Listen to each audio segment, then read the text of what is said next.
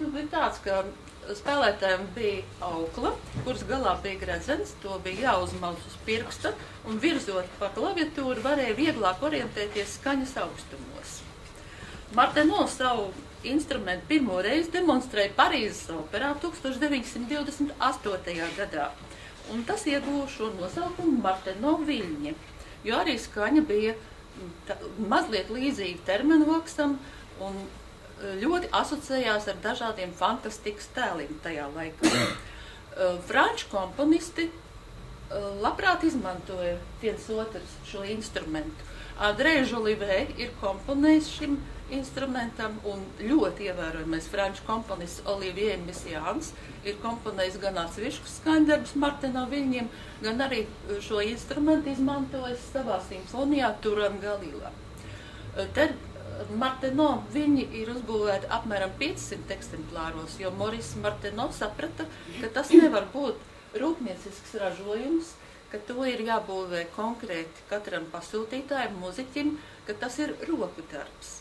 Un tāpēc, ka 90. gados pie mums Rīgā operā festivāla orķestrs par godu Messiaena jubilejai atskaņoja simfoniju Turangalila, tad ar franču vēstniecības palīdzību šo instrumentu Marteno viļņus speciāli atveda no Francijas uz šo koncertu operā. Un tas arī bija viens no iemesliem, kas izraisīja ārkārtīgi publikas interesi. Tātad redzēt dzīvā dabā, kā skan Marteno viļņi. Un, ja termenvoks Latvijā vienam otram vēl ir, tad Marteno viļņi, cik man zināms, Latvijā tāda instrumenta nav. Nākamajos gadu desmitos tiek izgudroti dažādi elektroniskie un elektriskie mūzikas instrumenti. Visvairāk elektroērģeles.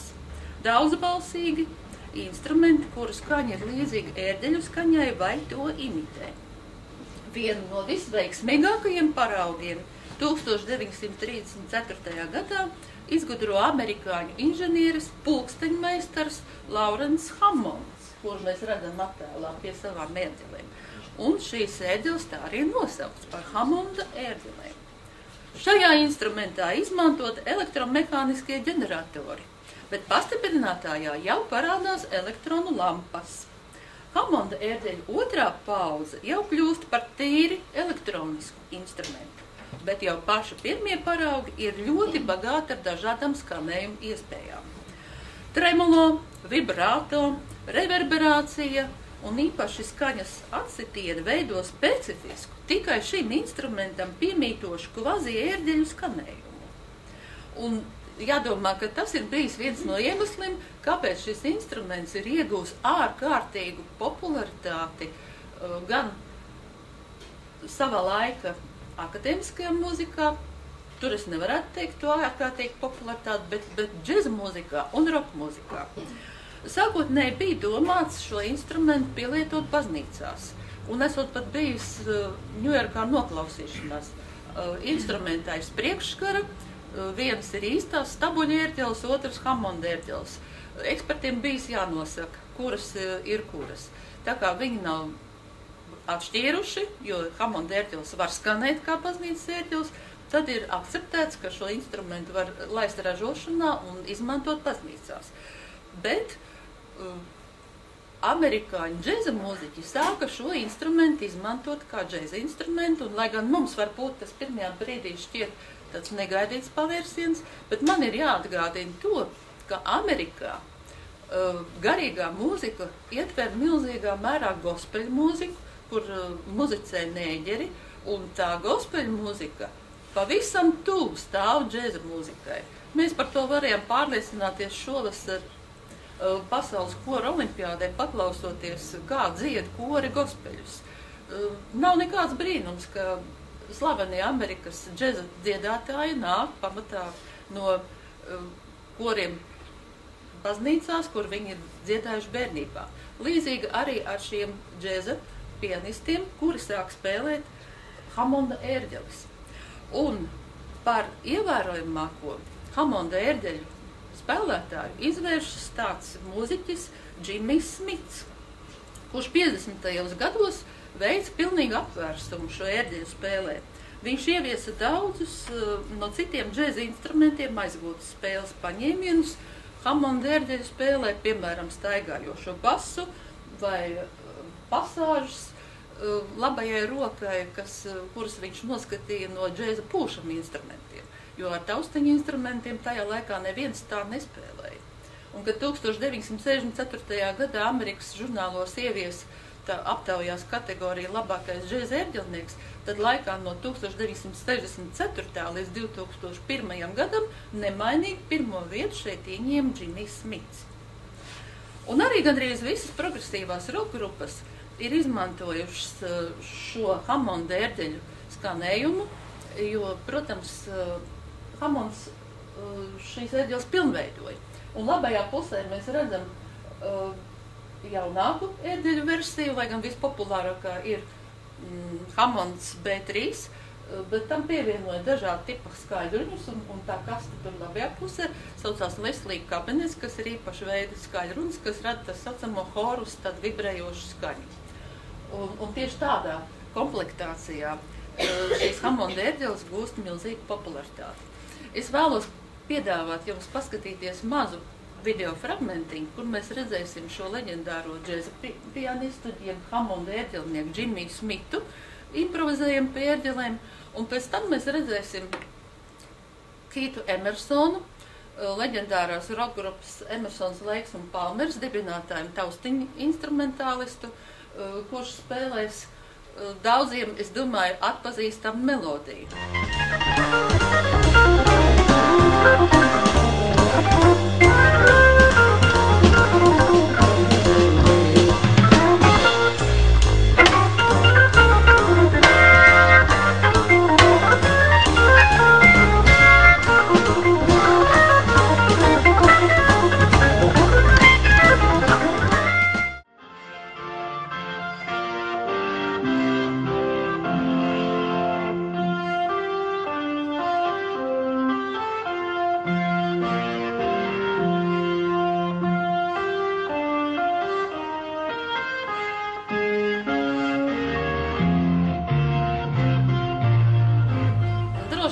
Man kolēģi atpazina, Emersons spēlēja ievada tēmu no Mūsargska cikla izstādes gleznas. Protams, viņš spēlēja daudz agresīvāk un improvizēja uz Hammonda ērģelēm, bet es speciāli izvēlējos šo īso fragmentiņu, jo tas apliecina, ka Keiths Emersons ir mūziķis, kas ir guvis augsta līmeņa muzikālo izglītību, augstāko izglītību klavierspēlē, līdzīgi kā vēl viens korifejs Hammonda ērģeļu spēlē, tas ir Džons Lords no leģendārās rokgrupas The Purple, bet es izvēlējos Emersonu, tāpēc, ka mūsu viens no galvenajiem šīs dienas sarunas varoņiem, Juris Kulakovs, ir ļoti cienījis visu mūžu Keithu Emersonu, un mācīdamies Mediņu muzikas skolā akordeonu klasē, Juris Kulakovs ir vēlējies iemācīties spēlēt tā kā Emersons un vigrinājies nevis akordeonu, bet klavieru spēlē, nereti pat 8 stundas dienā.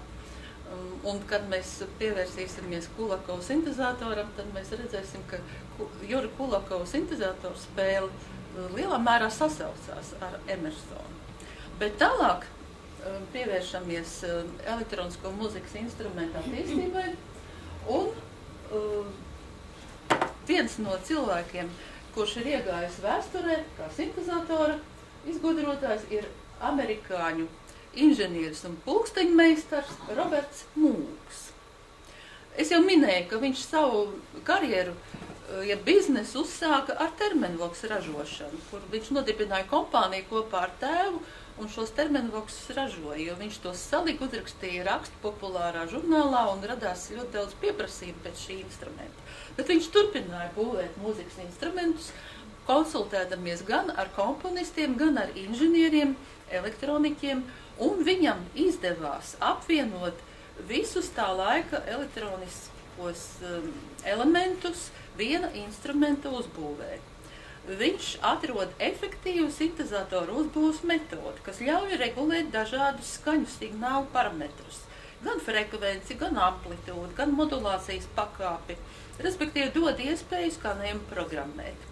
Un savu pirmo sintezatoru ar oscilatoriem Roberts Mūks nodemonstrē 1964. gadā, un to nosauc par modulāru mūgu, jo tas saliks it kā no moduļiem. Tas ir ļoti liels stacionārs instruments, aizņem daudz vietas, ar to ir grūti darboties, bet pateicoties elektronikas straujajai attīstībai, jau 70. gadā Roberts Mūks ir izveidojis savu slaveno minimūgu, kurš ir kompaktāks, vieglāk transportējams un daudz ērtāk lietojams. Vēlāk Roberts Mūks rada arī daudzbalsīgu sintezatoru, ko nosauc par polimūgu. Bet 70. gadu beigās un 80. gadu sākumā jau sākas digitālo sintezatoru ēra, un te vadošo lomu ieņem Japāna un Japānas kompānija Yamaha. Un tagad pievēršamies elektroniskajiem mūzikas instrumentiem Latvijā. Te pilnīgi unikāls gadījums, ka mūsu slavenā fabrika VEF 1937. gadā nopērka licenci no Amerikas un sāk ražot jau manas pieminētās Hammond ērģeles. Tas apliecina mūsu tā laika rūpniecības vadītāju tālredzību, tirgus izpratni. Tiesa gan, šīs Hammond ērģeles, ko ražo Latvijā, protams, netiek izmantot džeza muzikā. Tā laika džeza pirmsākuma Latvijā šo instrumentu vēl neietver, bet, kā jau es minēju, šis aptvērsums Hammond ērģeļu spēlē arī Amerikā notika 50. gados. Latvijā Hammond ērģeles izmanto baznīcās. Mūsu muzejā ir Hammond ērģeles, kuras nāk no Svētā Jāņa baznīcas, kuras muzejam uzdāvināja draudze.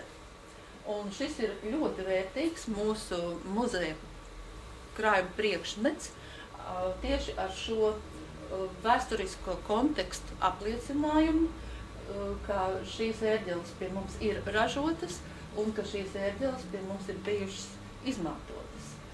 Vēl viens eksemplārs, kas ir ražots šajā laikā, atrodams Liepājā Lutera baznīcā.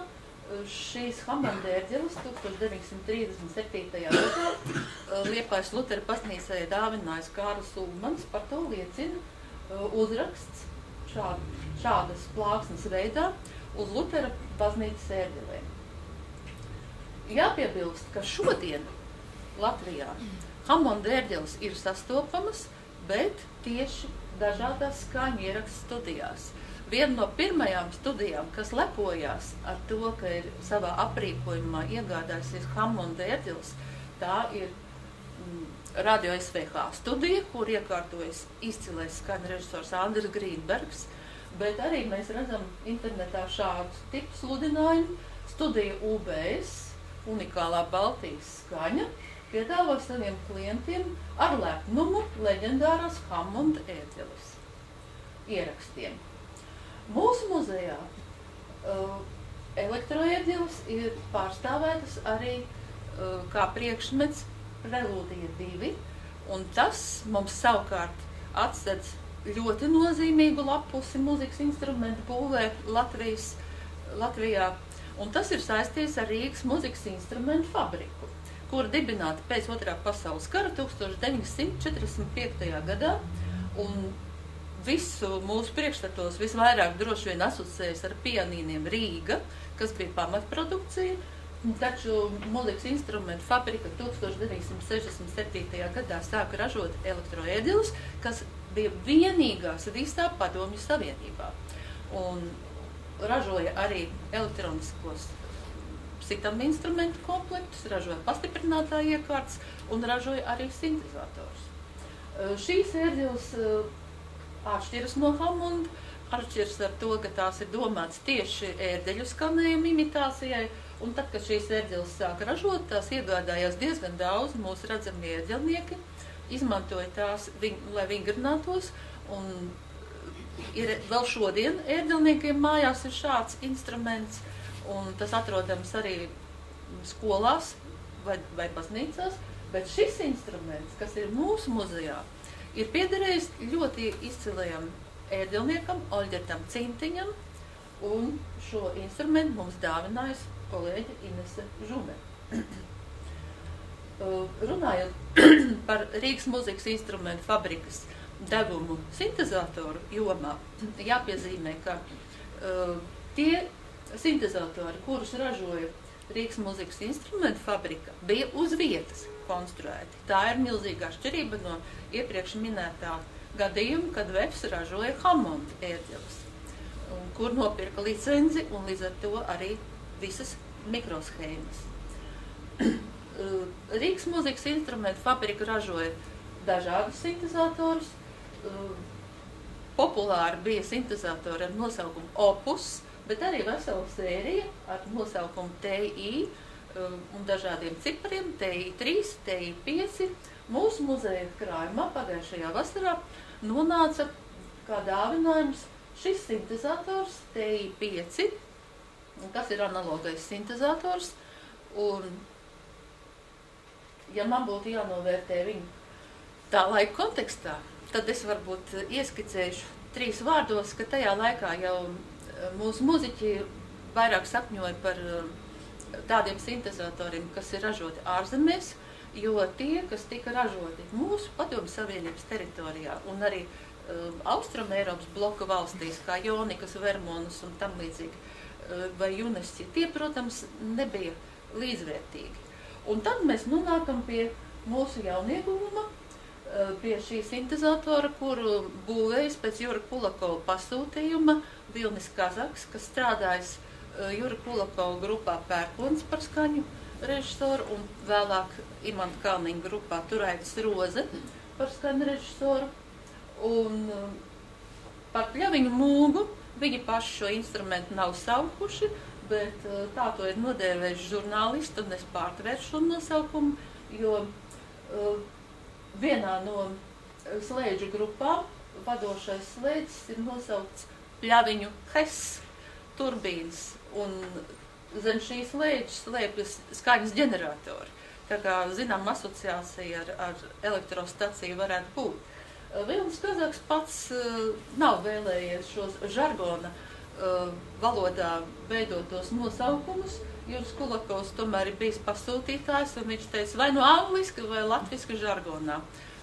Un tad Kazaks ir piekritis tomēr, lai būtu šie nosaukumi šajā žargonā, bet tas ir vienīgais tāda veida instruments uzbūvēts, jo vēl šādus sintezators Latvijā būvēja 70. gados un 80. tikai vēl Feliks Staņievičs, kurš šodien ir pasaules slavenās firmas Blum mikrofona galvenais skaņu inženieris. Juris Kulakovs šo instrumentu ir pasūtījis, protams, sapņojot padarīt savas grupas skanējumu krāšņu, bet šajā attēlā mēs redzam, ka Jurim ir liela mūzikas instrumentu kolekcija mājās, un viņš ir multi-instrumentālists. Jau bērnībā apgūs akordeonu spēli, armijā pošamo instrumentu, tubu, pats spēlē mazliet kokli, meita spēlē violi, un sintezatori viņam ir vairāki, un vairākus, kā tas ir tipiski rokgrupās, viņš arī izmanto savos koncertos. Un mazlietiņ, lai ilustrētu, kā tad skanēja viņa Kazaka sintezators, kurš bija līdzvērtīgs savā skanējumā ārzemēs būvētajiem, paklausīsimies ievadu no balādes par Gulbi, kur Juris Kulakovs komponēja ar Māru Melgalvi vārdiem. Tas ir viena no populārākajām grupas Pērkons dziesmām un sākas ar diezgan plašu sintezatoru ievadu. Šeit zinātājs saklausīs asociācijas ar Keith Emersona improvizācijām.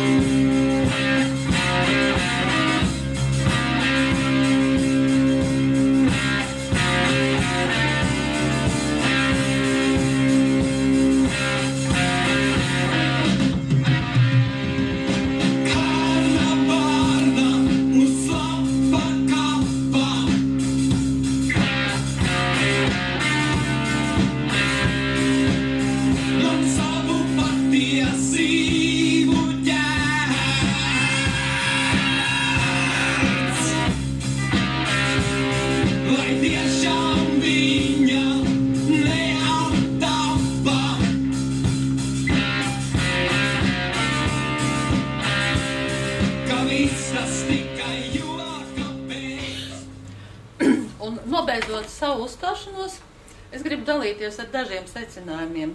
Pirmkārtām, latvieši izsens ir bijuši izcili amatnieki, un arī mūzikas instrumentu būvē visos laikos tas parādās. Un mūzikas instrumentu būvētāji vienmēr ir unikāls personības, jo viņi sevī apvieno gan izgudrotāju talantu, gan izcilu amatnieku un inženieru iemaņas, gan arī mākslinieku talantu. Un pat instrumentu būvs vēsture atspoguļo laikmetu kontekstu gan tehnikas attīstībā, gan sociālajos un politiskajos procesos, tāpēc tos aplūkot kopā ar stāstiem par šo instrumentu vēsturi un būvētājiem vienmēr ir ļoti interesanti. Un pēdējais, ka tagad atkal ir modē pagājušā gadsimta instrumenti. Tāpat kā skaņu plašu spēlēšana nāk modē, tāpat arī, piemēram, Hammonda ērģeļu skanējums. Un kā vienu no piemēriem es minēšu Jānu Lūsēru, kurš atverot savu mūzikas namu Daili ar Ojāram Vācietim veltīto programmu, saka: esmu nopircis šim projektam oriģinālās ērģeles Hammond, kas sver 100 kg ar visu lielo leslī, kurā griežas skaļruņi, lai panāktu peldošo horusēto skaņu, un vecās 68. gada elektriskās ērģeles, elektriskās klavieres Rodes. Zaļā krāsā, pats pirmais modelis, tāda šeit nav nevienam, kāda skaņa, dzīva. Un viņš saka, rakstam ar 2 mikrofoniem un viss notiek. Un ar lielu sajūsmu koncertos Jānis Lūsēns šo instrumentu spēlē, tā iedvesmojot savus kolēģus, skaņu inženierus un arī klausītājus. Ar to arī es vēlos šodien savu uzstāšanos beigt. Paldies par uzmanību. Varbūt ir jautājumi.